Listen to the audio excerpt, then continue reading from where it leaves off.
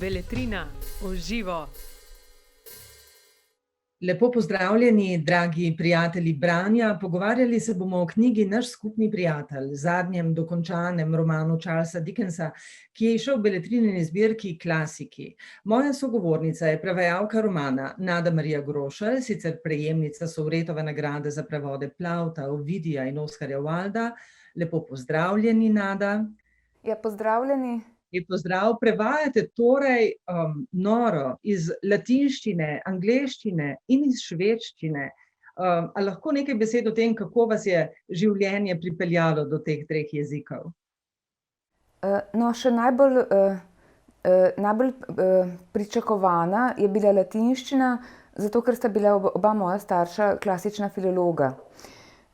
Tako da so me tudi recimo knjige s področja klasične filologije zmeraj spremljale, že ko sem bila majhna, so bile povsod po stanovanju, jaz sem jih seveda brala, kakor tudi dela svetovne književnosti.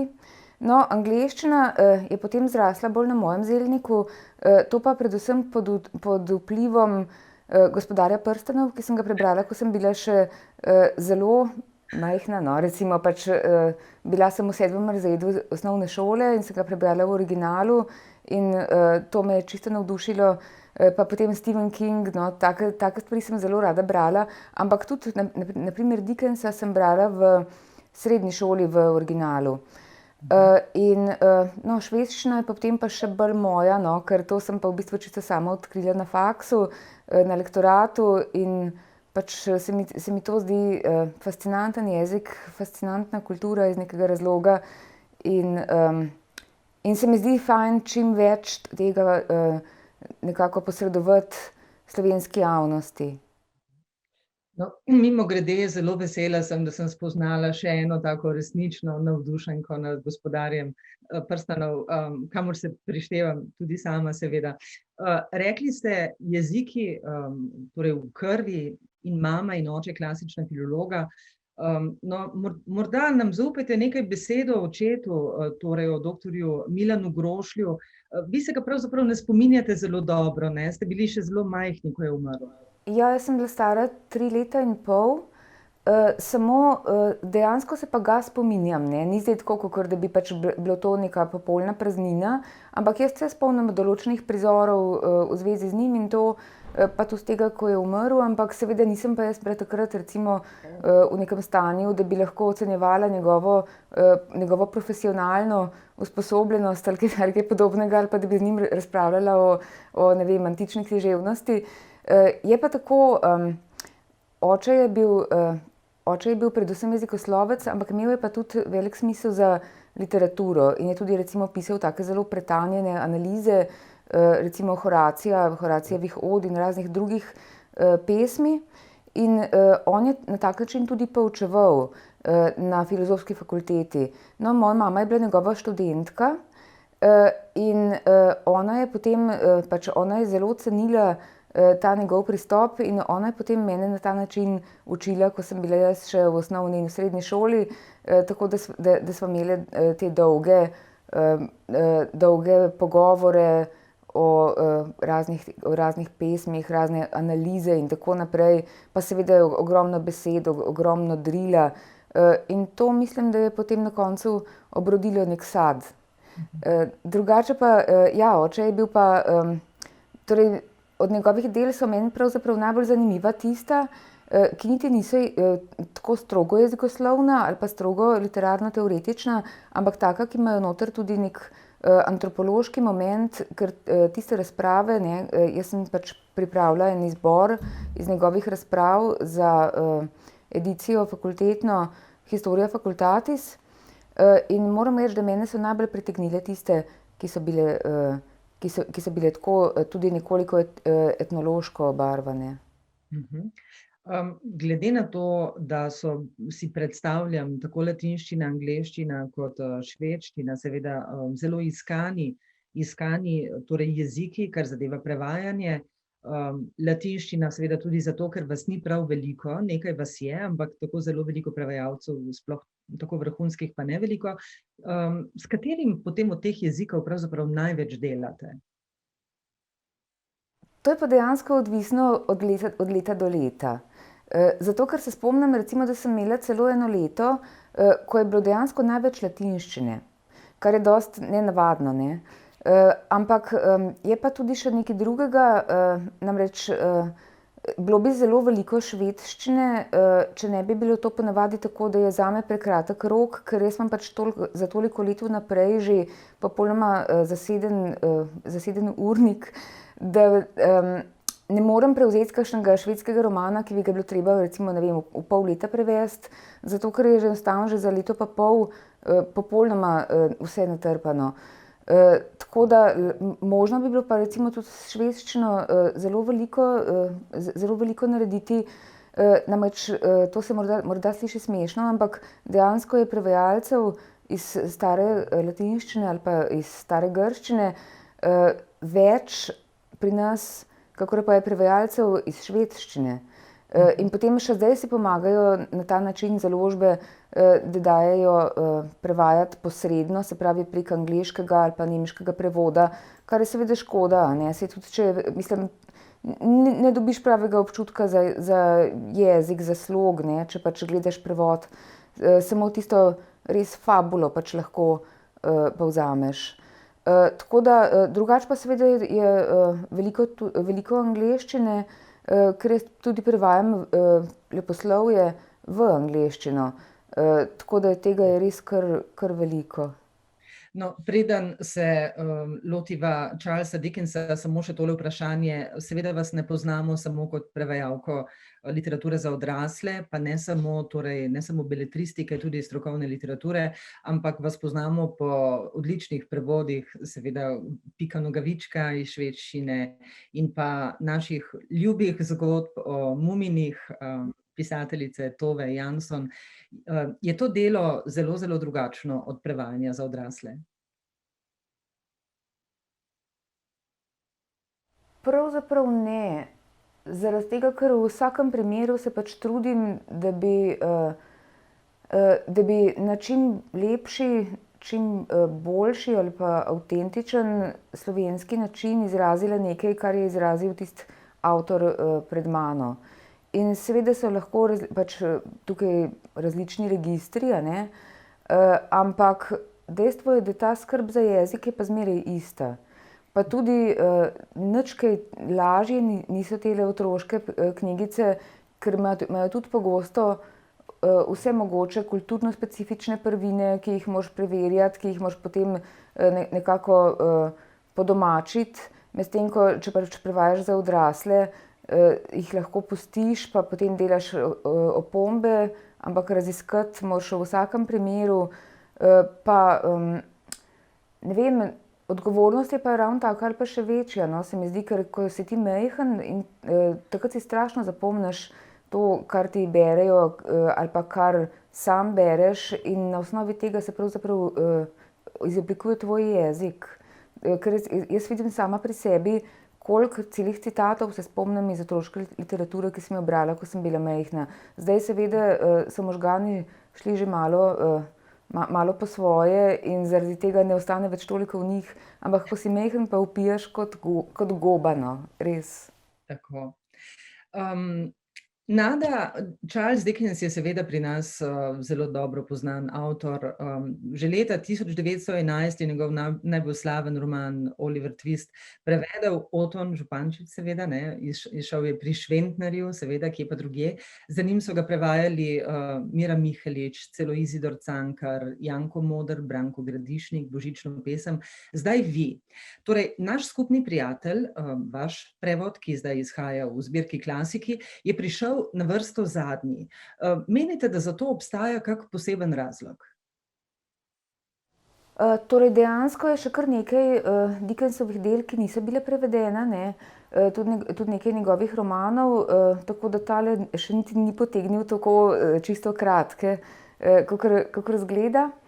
Zdaj to je po mojem čisto odvisno od, pač pri nas je ponavadi bilo odvisno od preferenc prevajalca oziroma založnika, ne. Zdaj Oliver Twist je res taka zelo znana zgodba in so jo potem tudi prodajali recimo kot otroško knjigo, Jaz imam vsaj doma tisto izdajo iz zbirke Biseri. Čeprav seveda zamišljena pa ni bila kot otroška knjiga, ne. Čeprav je pač glavni junak otrok. Potem recimo David Copperfield, ne, to je tudi, to je potem delo poznejšega Dickensa, pač njegove poznejše faze, v katero sodi tudi ta naš skupni prijatelj. To recimo je pač ena takih njegovih najbolj znamenitih. Pa potem recimo Dombey in sin, Velika pričakovanja, Doritova najmlajša ali pa Mala Doritova, to pač obstajata dva prevoda celo. Povest o dveh mestih, ki je bila seveda tudi zaradi filma priljubljena. Tale je pa nekako, tale prijatelj je pa iz nekega razloga nekako izvisel, mogoče ravno zaradi tega, ker je po svoje ostrejša satira na tisto družbo njegovega časa in bolj neprizanesljivo raziskuje, kakšen vpliv ima denar, želja po denarju, imetje denarja, neimetje denarja na družbo in zdaj recimo se tega mogoče bolj zavedamo relevantnosti te teme, kakor včasih. Ker drugače pa to velja, vsaj kot sem jaz prebrala, za eno njegovih boljših del, ta naš skupni prijatelj. No, zanimivo, takrat, ko je izšel, mimogrede sem to nekje prebrala, na primer prav Henry James, ki ste ga vi tudi prevajali, pa o tem romanu ni imel najboljšega mnenja, ne, v tistem času. To so bile že različne pisateljske generacije, torej že modernizem in tako naprej, ne, in je imel z njim pač recenzija je bila slaba, ena od tistih, ki so išle, ne. Ja, saj so bili, pravzaprav so bili različni odzivi. Nekateri literati so bili nad tem navdušeni, nekateri pa niso bili navdušeni, mogoče tudi sploh nad Dickensom nasploh, ker no, recimo, če gremo čisto preprosto na Henryja Jamesa. Henry James je predstavnik tako zvanega psihološkega realizma. In on se je res trudil pač kopati po teh duševnih vzgibih, po mislih, čustvih svojih protagonistov. Njegov brat recimo je bil znamenit psiholog in tudi tukaj se je lahko potem malo navdihoval za svoj pristop. Medtem ko Dickens je pa en avtor, ki je pa po mojem precej brez primere. Kakorkoli, ne moremo ga nekako popredalčkati, ker po eni strani bi lahko rekli, v redu, to je realizem, opisuje vse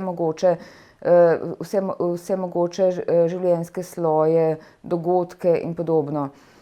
Z tega stališča bi bil to lahko kot nekakšen realizem. Ampak obenem je to zelo torej komično, pogosto zelo komično, pogosto pa tudi precej sentimentalno. In ta njegova galerija likov, ki jo predstavi v vsaki knjigi pravzaprav, to so izredno nenavadne osebe ali pa vsaj opisane silno slikovito in lahko bi se celo reklo, da gre mogoče za neke tipe ljudi. Tako da, ko so tudi neki tipi situacij. In torej brati njega, ne moreš ga meriti z vatlom realizma, ne moreš ga tudi meriti z vatlom romantike, on je pač popolnoma sam svoj in zanimivo je pa, da ga je strašno prijetno brati.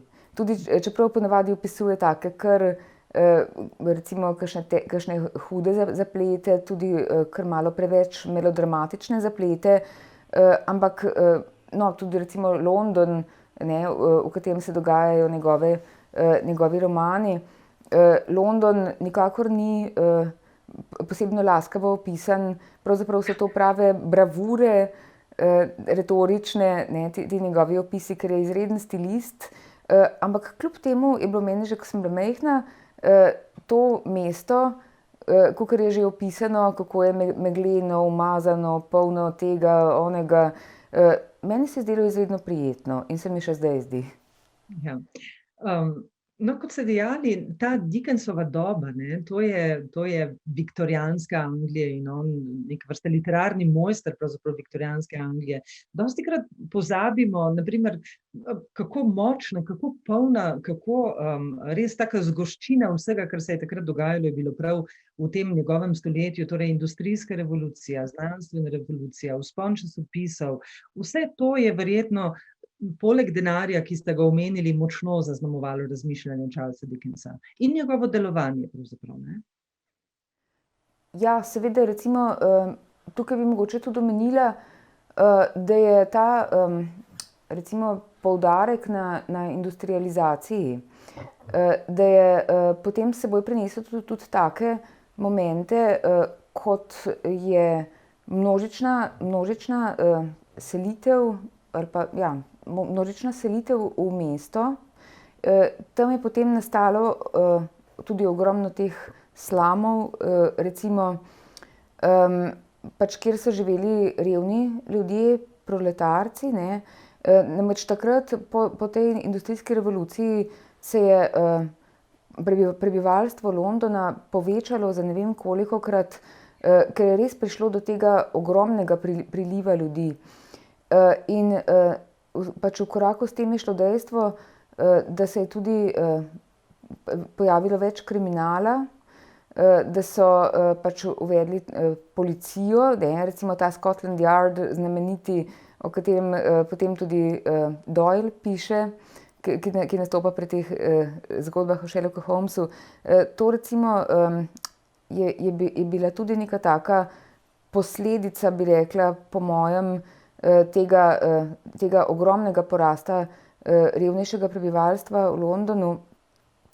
No in najbrž ni ravno presenetljivo, da je nekako v takem času deloval tudi Arthur Conan Doyle s svojim Sherlockom Holmesom in da ima Dickens v več svojih delih, tako tukaj v Našem skupnem prijatelju, kot tudi recimo mislim, da v Pusti hiši ima prav za pač eno od mogoče vidnejših oseb policijskega inšpektorja. Tudi na take stvari je vplivala takratna doba. No, nekaj verjetno morate reči, ne? Torej, Našega skupnega prijatelja je kar 900 strani in še kako čez, ne?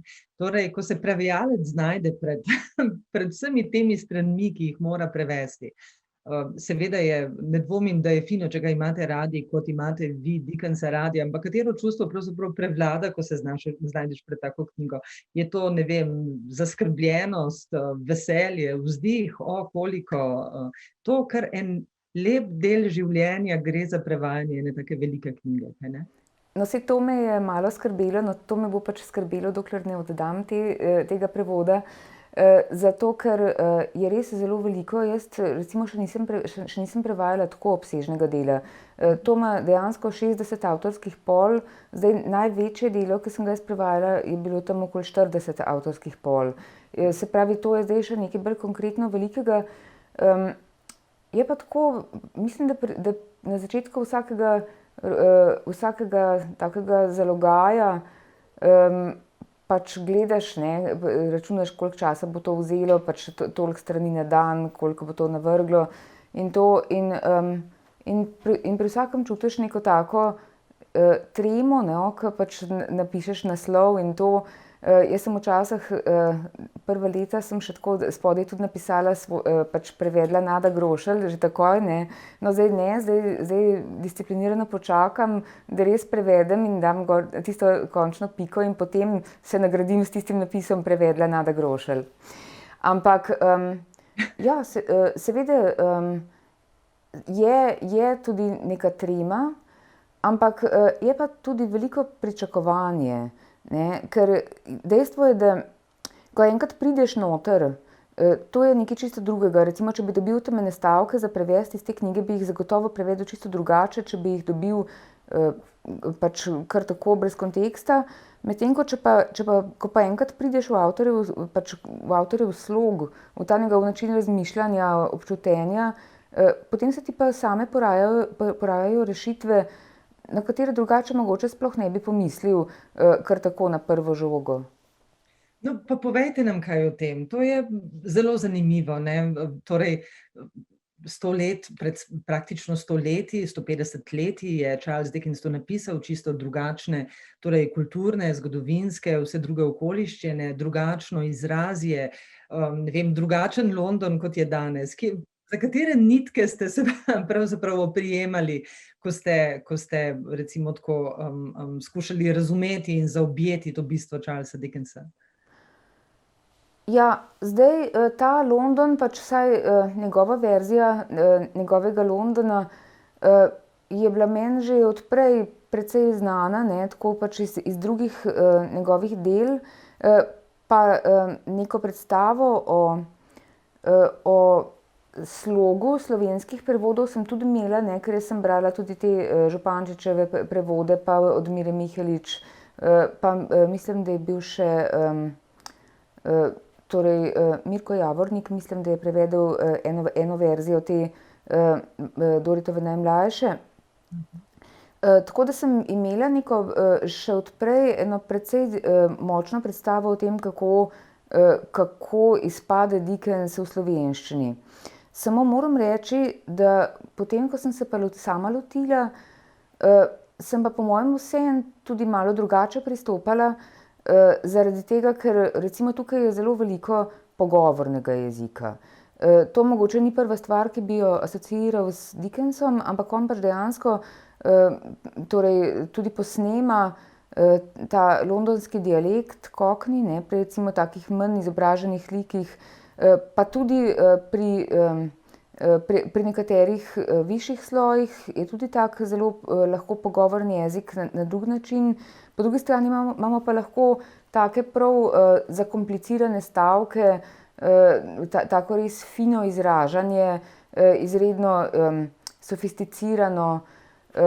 In to se mi je zdelo potreben čim bolj ohraniti te jezikovne plasti. In moram reči, da recimo meni je zelo simpatično to, če je pogovorni jezik, to imam zelo rada, to se mi zdi nekako najbolj taka res srž jezika. Drugače pa seveda internet je neprecenljiv, ne, zaradi tega, ker tukaj zdaj tudi vidiš te kraje pač v Londonu, kjer se dogaja ta zgodba.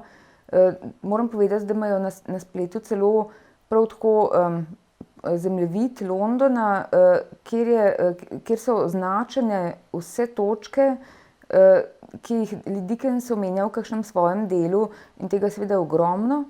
In potem tudi lahko to gledaš na spletu in vidiš, no zdaj recimo to nekako ne dobiš občutka tazga, kakor iz njegovih opisov, da je to neka temna špelunka, ampak so to zelo imenitne, nobel, impozantne stavbe pač na ogromnih odprtih prostorih.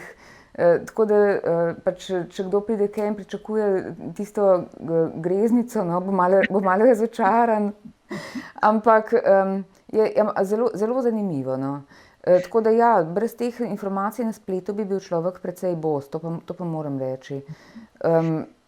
Predvsem... To pa je ena nevarnost, si predstavljam, ne? Za človeka, ki je radoveden in ki ga seveda to obdobje zanima, so tudi, se lahko kar pogrezneš vanje, ne? In študiraš, gledaš in ne vem, tisto število strani, ki ste si jih zadali za en dan, je nenadoma nekoliko manjše, ne?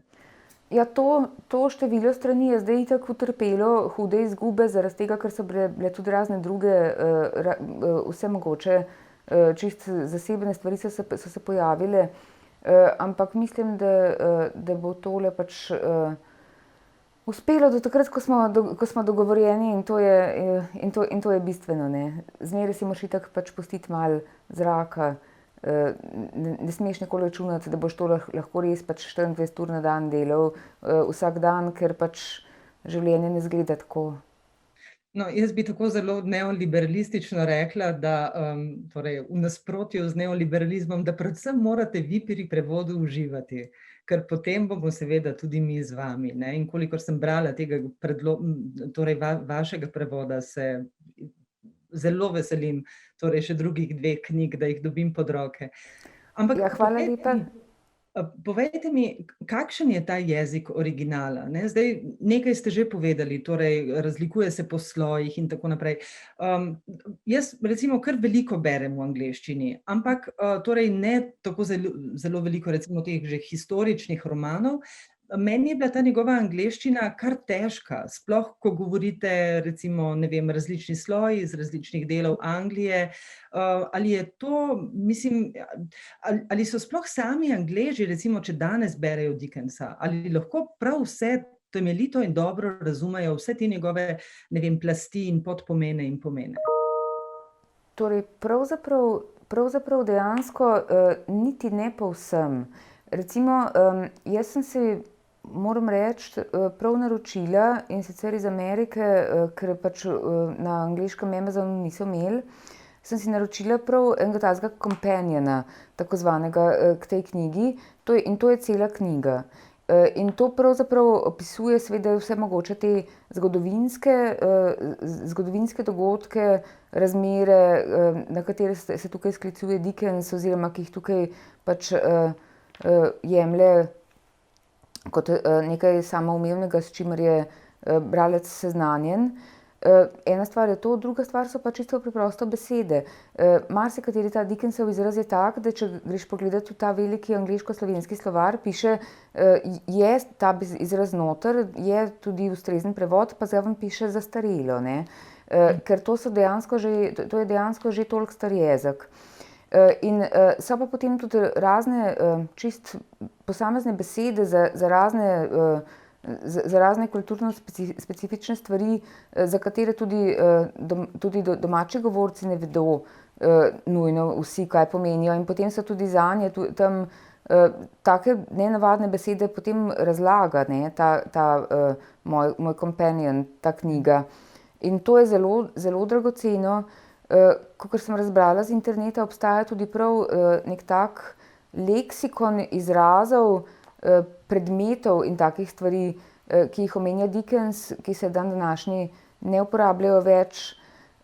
Tako da, no, seveda tukaj so neki taki problemi, ampak mislim pa, da tega nikakor ni toliko, da bi to komurkoli posebej oteževalo delo.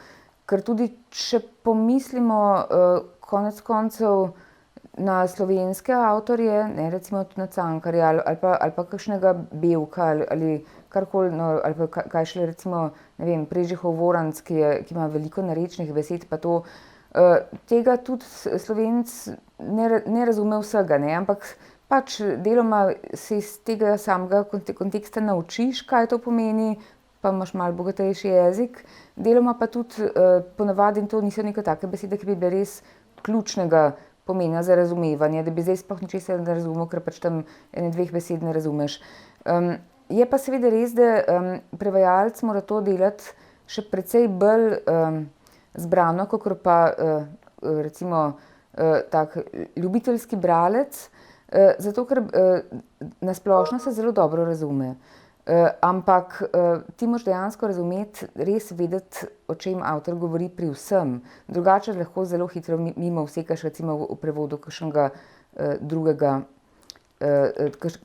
kakšnega takega manj razumljivega pasusa. Je pa pri Dickensu, no, jaz imam tukaj celo neke primere. Pri Dickensu je problem oziroma velik izziv, ker je tako res retoričen pisatelj. On ima ta svoj cel arzenal retoričnih figur, ima noter recimo zelo pogosta ponavljanja, ki so mogoče v slovenščini, če jih pustimo taka, kot so, celo pretirana, ker slovenščina pa ni tak silen ljubitelj ponavljanja. Ima recimo anafore, je skozi celo stran praktično, imamo en sam orjaški odlomek, en opis, ki ima anafore. Potem recimo ti njegovi opisi Londona, ti so res zelo mojstrski. Konec koncev pa tudi take stvari kot besedne igre, tega ni tako malo. In že recimo beseda dust. To je ena ključnih besed v tej knjigi, ker pač gre za to, gre pravzaprav za za zbiranje smeti, za zbiranje odpadkov, kot za vir zaslužka, za vir premoženja. In ta dust v angleščini, to je bila seveda beseda, ki se je uporabljala prav za odpadke, za smeti. To je še zdaj razvidno recimo v takih izrazih kot dustbin za smetnjak ali pa dustman za smetarja. In tukaj so mnogi primeri, ko pač enostavno ni mogoče reči drugega kot smeti ali pa odpadki, če hočemo pač dejansko povedati, zakaj gre. Po drugi strani je pa tukaj vse skozi tudi ta komponenta dust kot prah, v tem recimo tudi nekoliko religioznem smislu, prah si in v prah se povrneš in podobno. In tukaj je bilo potem treba loviti nekakšno, torej se truditi za to, da bi pač ohranjal in peljal naprej te odpadke, ki pa bi jih občasno vseeno opisal nekako tudi kot prah. Tako da že samo to je bil en tak primer, no, ki se pač res vleče skozi celo knjigo. In takih primerov je seveda neznansko veliko. Jaz sem si tudi pripravila nekaj mojih ljubih odlomkov. No, recimo zelo me je zabavalo, ko ste opisovali torej gospoda in gospo Veneering. In recimo, bom samo en droben stavek prebrala. Gospa Veneering je nad njenim humorjem očarana in Veneering prav tako. Mogoče prispeva k temu tudi nekakšen rumen živžav v grlu Lady Tippins, ki spominja na nožice praskajoče perutnine. Ja, ti opisi Lady Tippins, no, ti so res kar kruti, moram reči. To je, ja, mislim, neverjetne domislice je imel Dickens, ne, kakšna pravzaprav ogabna ideja, ampak zraven si pa pravzaprav živo predstavljamo, kako bi to izgledalo pravzaprav v živo, ne. Je pa ta Lady Tippins dejansko en tip ženske, ki bi rekla, da jo je opisoval tudi v Dombiju in sinu, naprimer pač kot, torej tam ima pač vzdevek Kleopatra, ampak gre ravno tako za neko precej staro, ampak zelo spogledljivo žensko iz višjega sloja, pa z zelo majhnimi denarnimi resursi. Ampak in to recimo je bil očitno en tip, ki se je njemu zdel zanimiv in komičen, no, in ga je zato rad uporabljal. Ja, ima take izvirne, ali pa recimo, ko pravi, da so bili k tem Veneeringom povabljeni ljudje, nekateri pač dejansko na večerjo, nekateri pa po večerji, in da tisti so dobili pa za jesti pravzaprav samo tisti von po torej ovčji pečenki, ki je pač še ostal od tiste ta prave večerje. Mislim, ima vse sorte take prebliske. Zdaj, ko ste omenili ovce, moj žal pokojni sodelavec Jurij Gustinčič, ko mi je pripovedoval recimo v Londonu 50. in 60. let, je vedno omenjal skupino Beatles, ki je iz Londona pregnala von po ovčji pečenki in ovčji obari. Dejal je, kar naenkrat to ni bilo več modno.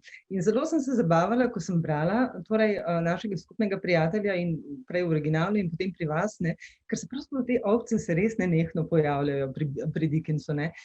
Naprimer, imajo kopel v izplarinah ovčje krače, ki je popolnoma pripravljena, potem ko so jo oplemenitile divjačine in še nekaj pikna s sladicami in tako naprej.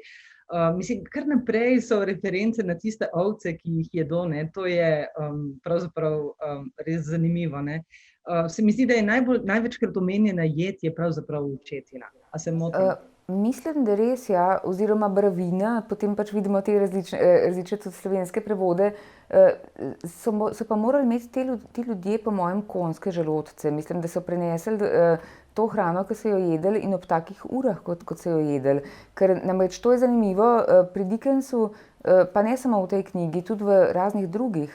Recimo je čisto normalno, da jejo konkretno večerjo, namreč s tem mislim na omenjeno očetino in še kakšen krompir in bog ve kaj, da to jejo ob 10 zvečer. In namreč to je tak čist normalen timing za večerjo. Torej, se pravi, morali so imeti res zelo utrjene želodce, ker mislim, da večina današnjih ljudi bi podlegla kakšnemu čiru na želodcu ali kaj takega. Ampak ravno ta očetina pa ti razni pudingi potem iz tega mesa in take reči, to je bilo neverjetno.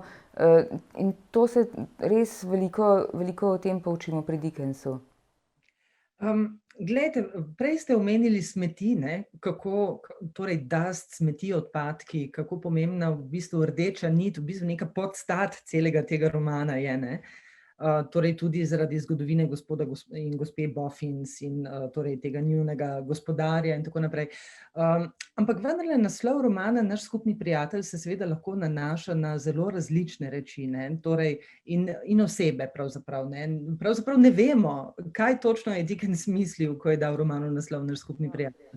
V bistvu on sam mislim, da je nekje povedal, no, da se je v 9. poglavju pa postane jasno, kdo je ta naš skupni prijatelj, tako da dejansko, če prav paziš na to sintagmo, ne, potem to vidiš, kdo je mišljen. Iz tega sem jaz tudi, pač, ko sem prišla do te točke, sem spoznala, da pač mora biti to prevedeno kot naš skupni prijatelj in ne najin skupni prijatelj, kar bi our mutual friend ravno tako lahko bilo, a ne. Namreč to gre za eno stvar, ki jo reče gospod Boffin tako čisto na hitro, za tega človeka. No, zdaj ne vem, ne bi rada prav poseben razlagala o vsebini, zato ker to je pravzaprav tudi kot neke vrste detektivka, na en način neke vrste kriminalka, mogoče celo, ampak dejstvo je, ja, da ta beseda sama po sebi, ta fraza sama po sebi, sicer se pojavi v knjigi, ampak tako malenkostno, da jo nikoli ne bi pač povezal z nečim določujočim tam. Drugače je pa tukaj, kot nasploh pri Dickensu, več pomembnih oseb, ne, torej poleg tega skupnega prijatelja še vsaj 2 dekleti, ne, 2 ženski, pa potem seveda še en kup manj izstopajočih likov, ki se pa vseeno zelo kar pogosto pojavljajo, ne, tudi recimo ti predstavniki angleške družbe, kot sta zakonca Veneering in tisti ljudje, ki jih vabita na svoje zabave in se z njimi družita, ker sta pač povzpetnika. Tako da, ja, dejansko seveda bi se pa to dalo razlagati na različne načine, ne, ta naslov, ker gotovo ima v sebi nekaj več, kot pa samo tisto referenco enkratno, ki jo naredi gospod Boffin. Tako da konec koncev bi se lahko tudi denar razumel pod tem naslovom. Lahko bi se, ne, glede na tisto dobo v začetki grobega kapitalizma in tako naprej, tisto dobo grabežljivosti. Zdaj, torej, grabežljivosti hoja prek trupel, da prideš do tistega svojega največkrat materialnega cilja, ne.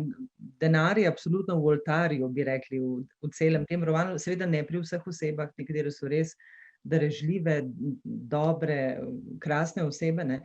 No, ampak zdaj danes, ko živimo v neki tudi socialno težavni različici kapitalizma, kako vi gledate na to? Recimo, ko ste prebirali to knjigo in zdaj seveda, ko prevajate, se vam zdi ta Dickensova kritika recimo tedanje družbe, tedanjega sistema, a se vam zdi še vedno aktualna? Ja, jaz mislim, da je, ne. Tukaj bi tudi še omenila to, da Dickens z veliko simpatijo upodablja na primer delavski razred. Torej on je bil že od vsega začetka zelo družbeno kritičen. Recimo Oliver Twist je ena njegovih prvih knjig, pa že v njej se je tako vehementno spravil nad tiste razmere, nad tisti zakon, ki je urejal pač delovanje ubožnic in podobno, da je potem dejansko prišlo do sprememb, ker je zelo brez dlake na jeziku kazal, do kakšnih nečloveških situacij pride zaradi takih odločitev. In v teh svojih poznejših delih se je pa tudi recimo posvečal ravno pač delovnemu ljudstvu, no, ki pa tukaj vse prepogosto potegne kratko. In seveda to je popolnoma isto kot zdaj, a ne, to je pač nažalost zmeraj enako. In ja, seveda po drugi strani pa to, kako se ljudje, torej kakšni sužnji so pravzaprav tem predstavam o tem, kako bi bili radi torej priljubljeni, bogati, pač v neki visoki družbi, zvezdniški, tako rekoč. To mislim, da so pač neke stvari, ki verjetno tudi, če bi gledal zdajle kakšno staro rimsko stvar, bi na podobne stvari lahko naletel. To so pač res brezčasni problemi. In zdaj se jih mogoče bolj zavedamo, ker so se tako zaostrili. Ja. No, torej seveda ne bo zastonj v zbirki klasiki, ne, če smo ravno pri tem, seveda. No, morda za konec samo še to vprašanje. Charles Dickens je seveda torej končal pravzaprav žalostno, bolan, težave v življenju in tako naprej. Ampak prej je bil pa pravi zvezdniški pisatelj, verjetno v tistem obdobju eden redkih, res zvezdniških pisateljev, ki so potovali med kontinentoma, predavali, ljudje so jim sledili. Kaj vemo pravzaprav o tem? Ja, Dickens je imel dejansko velik smisel za samo promocijo, no, tako da, če smo čisto odkriti, namreč imel je tudi to srečo, da je znal zelo dobro nastopati in on je recimo imel blazno odmevne, blazno popularne take literarne dogodke, ko je pač bral iz svojih del. In to je bral res tako kot en igralec, izredno impresivno. In to so ljudje poslušali in gledali kot zastavo. Recimo, če bi on ne imel tudi tega karizmatičnega pristopa, pa tega igralskega daru, bi bilo mogoče za malenkost manj zanimanja za njegovo delo, si predstavljam. Ker on je bil po mojem res prav karizmatična osebnost. Bil je pa absolutno hiperaktiven, umrl je pri 58 letih, ampak živel je pa tako živahno in s tako naglico. Naprimer, njemu je bilo čisto nemogoče, da bi živel, ne da bi se sprehajal zunaj vsak dan. Ampak te njegove sprehodi, to ni bilo tako, kot recimo jaz, ko grem tukaj v Ljubljani, na Ljubljanski grad pa nazaj dol. On je hodil kilometre in kilometre, tako da v bistvu ne moreš razumeti, kdaj je sploh pisal te svoje knjige, ker je pač po moji matematiki moral biti 3/4 svojega časa zunaj na terenu. Ampak res prav pokal je od energije. In to je kar težko si je predstavljati, no. Bil je res nek neverjeten človek. Potem pa čisto za konec, zdaj samo še tole. Torej, po 60 polah Charlesa Dickensa in našega skupnega prijatelja, ali si boste zdaj želeli prevajati nekaj čisto drugega, tudi drug jezik, drugo obdobje? V bistvu naslednja stvar, ki jo imam, niti ni drugi jezik, ker je tudi angleščina, ampak je pa čisto druga stvar, ker je poezija. To je pa romantik Percy Bysshe Shelley, njegova drama, pesniška drama Osvobojeni Prometej, tako da, no, to bo seveda spet drugače, ne. To je recimo podoben čas, če tako pogledamo, ampak na nek način, ampak po drugi strani pa seveda to je zelo drugače, če je neka tako rekoč romantična pesnitev ali pa če je nekaj Dickensov tak res slikovit, malo ne pikareskni roman. Torej, ostajate na Otoku. Želim vam torej veliko uspehov pri vašem delu in hvala, ker ste se pogovarjali z mano. Ja, hvala vam za povabilo. Beletrina v živo.